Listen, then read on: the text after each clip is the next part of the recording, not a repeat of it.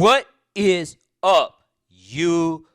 The chapter switches gears from the last chapter and begins with Hikari Urame. Urame grumbles that she got separated from Sukuna and attacks Hikari with false calm.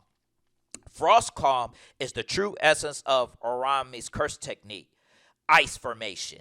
It hits the target with curse energy in a super cool state and freezes them. Urame tries to kill Hikari, saying this is the end.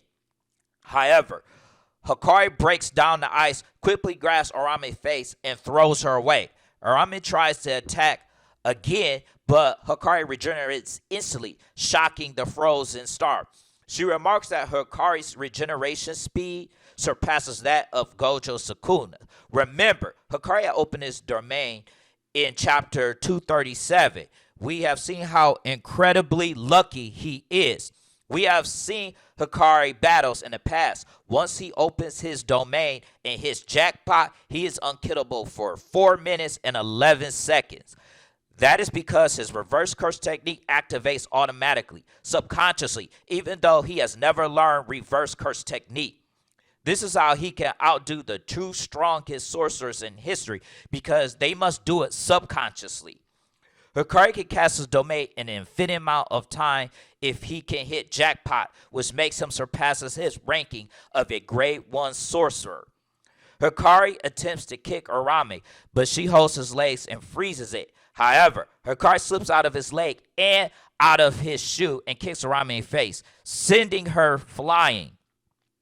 Urame says she will change her perspective on Hikari. She says that humans fear loneliness, which makes them weak, but Hikari doesn't have that part of humanity in him. So Urame says she will stop considering Hikari a human anymore. She states that she will crush Hikari with all her might. And Hikari responds, I've been heated up for a long time. Bring me an ice cold one. The chapter then switches the focus to Higuruma's domain and Sukuna. Earlier, back in chapter 244, we saw the plan that Yuji and Higuruma produced to make Sukuna a defendant for the Shibuya incident. This was the best way they could get Sukuna under the death penalty. That they also wanted to use Higuruma curse technique to confiscate Sukuna's reality cutting curse technique.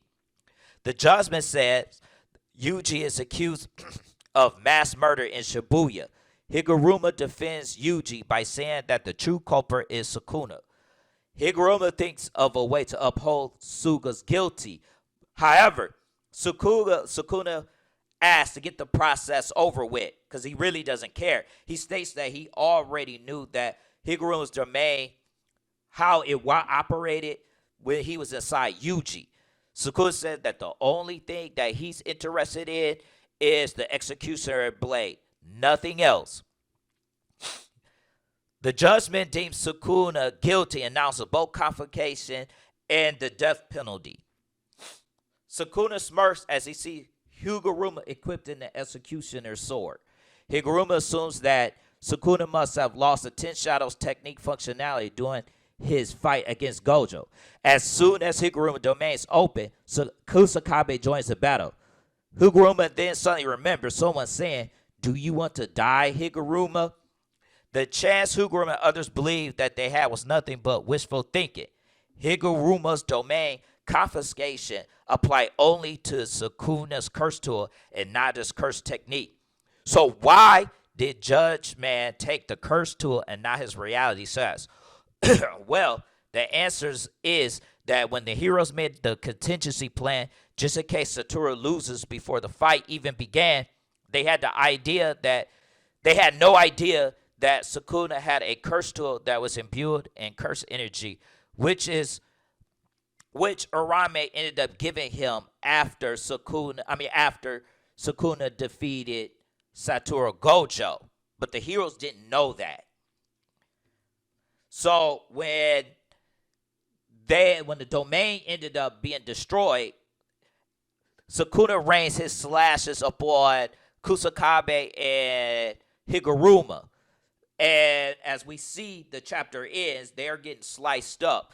Subscribe to the channel, and I'll catch you on the next one. Peace out, y'all.